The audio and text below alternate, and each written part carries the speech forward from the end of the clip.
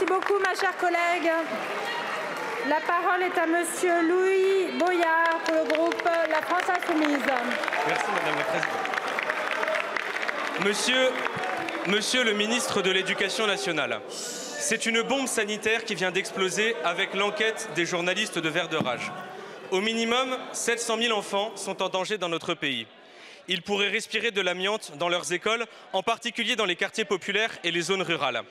Cette enquête révèle que sur près de 20 000 écoles primaires et maternelles passées au crible, 30% sont amiantées. 8 fois sur 10, il y avait de l'amiante dans leur salle de classe. Si cette amiante est respirée, alors 30 ou 40 ans plus tard, les enfants pourraient développer un cancer. Monsieur le ministre, il y a urgence. Nous devons savoir combien d'élèves, combien de collégiens, combien de lycéens, combien d'AESH, combien d'ATSEM, combien de personnel des cantines scolaires, combien d'agents d'entretien ont respiré et continueront de respirer de l'amiante. Je vous remercie, mon cher collègue. La parole est à Monsieur Pape Ndiaye, ministre de la Jeunesse et de l'Éducation.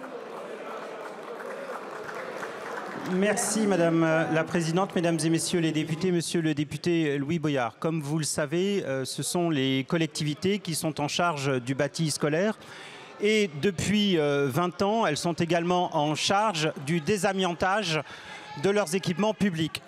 Néanmoins, le ministère de l'Éducation nationale, par définition, se préoccupe de la santé, de la sécurité de ses personnels et des élèves. Et il veille donc particulièrement à ce que les procédures à propos de désamiantage soient effectivement suivies. De manière régulière et en fonction des risques évalués, les collectivités doivent transmettre des informations relatives à la présence d'amiante dans les locaux scolaires afin que les chefs d'établissement puissent prendre toutes mesures nécessaires. Et c'est notamment vrai pendant les phases de travaux. Nous avons également créé en 2019 une cellule bâti scolaire qui a publié un guide à propos du désamiantage de manière à informer les usagers et à informer les collectivités. Nous sommes conscients d'un certain nombre de données de santé publique dont vous faites état. Et à ce titre, je suis tout à fait favorable à ce qu'un partage d'informations entre le ministère de l'Éducation nationale, les collectivités puisse avoir lieu de manière à avancer sur cette question importante de santé publique. Je vous remercie, Monsieur le ministre. Monsieur Boyard. Monsieur le ministre, comment pouvez-vous être satisfait de cette réponse? Vous parlez, mais rien ne change. Alors que c'est vous qui avez la responsabilité de la sécurité des élèves et des enseignants. Vous n'avez pas de chiffres, alors organisez des prélèvements dans toutes les écoles amiantées et publiez ces résultats. Vous demandez aux mairies de rénover les écoles, mais vous savez très bien qu'elles n'en ont pas les moyens. Car c'est à l'État de créer un fonds public national pour rénover ces écoles. Mais vous ne faites rien de tout ça. Vous préférez faire l'autruche, sacrifier les générations futures juste pour ne pas payer. Alors puisque sur l'amiante, la réponse de l'État, c'est l'omerta, je me tourne vers vous, chers collègues. Dans cette assemblée, pas un seul d'entre nous n'est épargné. Il y a des enfants exposés à l'amiante dans chacune de nos circonscriptions. Au-delà des clivages politiques, nous avons tous le devoir d'agir.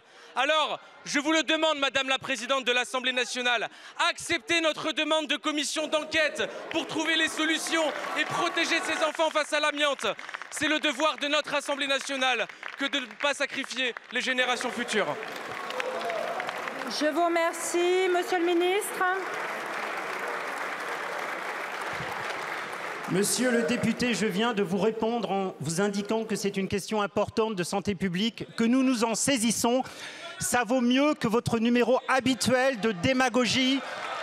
On a besoin de travailler sérieusement sur cette question. Nous sommes en lien avec les collectivités sur cette question et je vous prie de croire que nous y travaillons sérieusement. Encore une fois, ça vaut mieux que de la démagogie. Merci beaucoup, Monsieur le ministre.